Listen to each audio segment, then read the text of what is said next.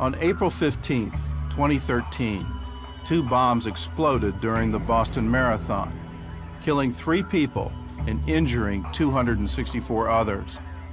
For the next 3 days, investigators reportedly used a high-tech system called BriefCam to analyze local surveillance video.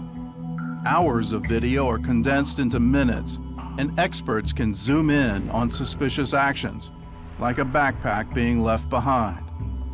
BriefCam's video synopsis was instrumental in identifying the 2 bombers, and the technology was made in Israel.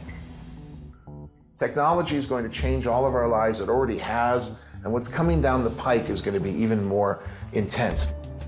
Israel has often been called the startup nation.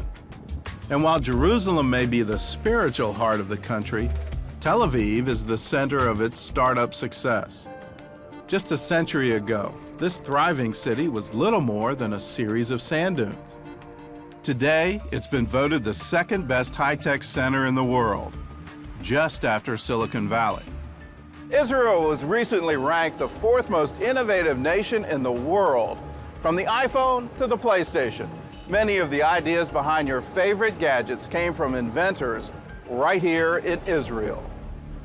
Flip-top cell phones, keyboards for smartphones, Intel Pentium chips, the ability to print straight from your computer, the flash drive, the chip in the iPad, the OS that runs the Amazon Kindle, the chip that controls the Sony PlayStation, and the 3D sensor in the Xbox Kinect.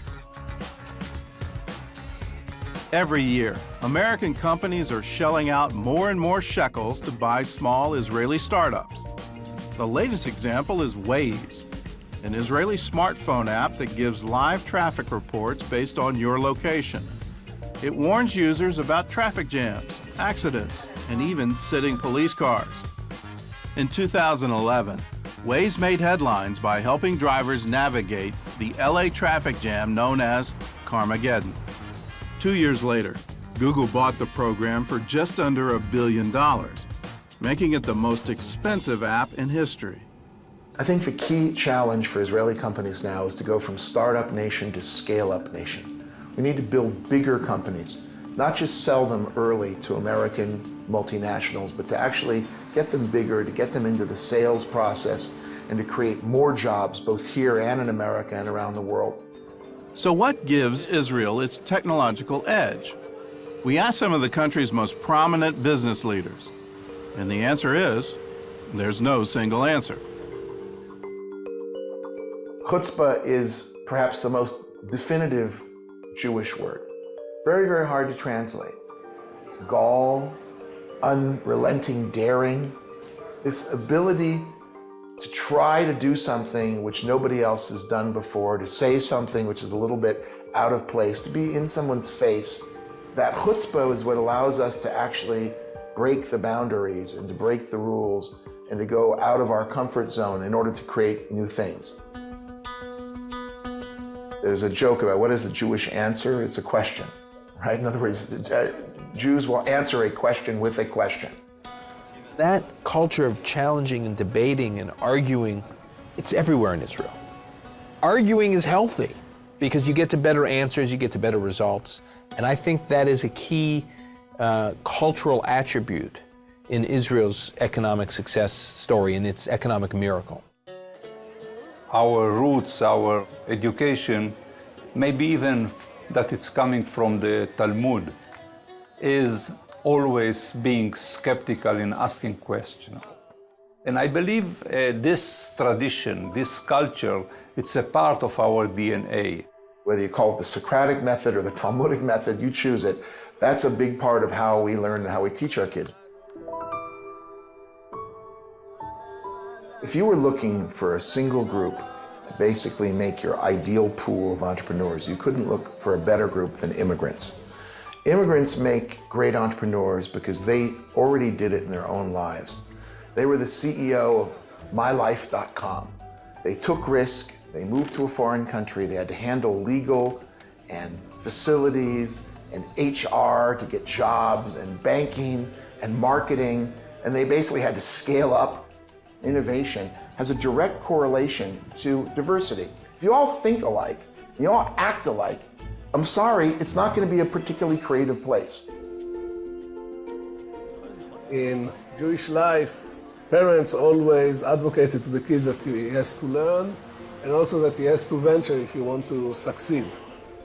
I always say that the secret source of the Israeli high-tech is the Jewish mother who asked her son at the age of 7, after all what we have done for you, asking you for one Nobel Prize, is it really too much? Yossi Vardi is known as the godfather of Israel's high-tech industry. He's invested in more than 80 internet startups, including a company started by his son. Came with 3 of his friends. I gave them the money. I didn't have much of an idea what they are going to do. But still, I gave them the money. They created this unbelievable product, and the rest is history, as they say.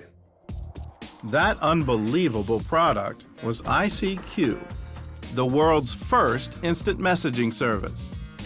Less than a year later, America Online bought the company for $400 million. Very hard to extract the DNA of success. You have to understand, if you venture, you cannot do only successes, because if you are trying to be involved in an area where there are only successes, you are not taking risks. So failure comes with the territory. Failure is not a 4-letter word the last time I looked. Failure is part of the process. Not every team wins every game, but you gotta try, and if you fail, you gotta learn from your mistakes and then pick yourself up and do it right again. Are the failure rates lower in Israel than they are in the rest of the world? And they're not. Israelis don't fail any less. The difference is they just keep trying. People don't understand, for example, if you're presented the choice of investing in 2 entrepreneurs, one who's actually never tried it before, one who's tried and failed. Always take the guy who has tried and failed. Your statistical odds of getting a return on your investment are far better with that person. If you're looking for the next generation of high-tech success stories in Israel, you won't find them in business school. In most job interviews here, the big question isn't where you went to college, but where you served in the military. When I get a resume, the first thing I look at is, what did this kid do in the Army? I don't look at the university, I look at the Army unit, because that's going to tell me a lot about who that person is. In Israel, almost every single Israeli serves in the military. Almost every single Israeli is put through this training in how to lead, how to manage, how to make very difficult decisions with very little information under enormous pressure. And these skills hardwire young people for being entrepreneurs and launching and running or helping to run startups. We give the chance for every soldier to express himself and to say what he really believes without punishing him because his rank is a lower rank. So I have to tell you that sometimes listening to these officers, they raise a lot of stupid ideas in my point of view, 40, 50, 60%. But 20, 30, 40% are wonderful ideas. Once they're out of the Army, soldiers take the same skills they've learned tracking terrorists and use them to make life safer for civilians. Israelis have developed everything from bomb-sniffing mice to software that prevents identity theft, to a scanner that lets you keep your shoes on during security checks at the airport. Many Israeli IT companies are founded by alumni of an elite military intelligence unit known as 8200, a highly secretive group that specializes in cyber warfare. Unit 8200 is believed to be the brains behind the Stuxnet virus that targeted Iran's nuclear facilities. In my company, in the R&D team, 80% of the engineers are coming from Unit 8200. Major General Aharon Farkash was the commander of Unit 8200 for 4 years. And when he retired from the Army, He used that experience to help design a security system known as SafeRise, a virtual doorman that uses both voice and facial recognition to protect offices and apartment buildings. Welcome to FST.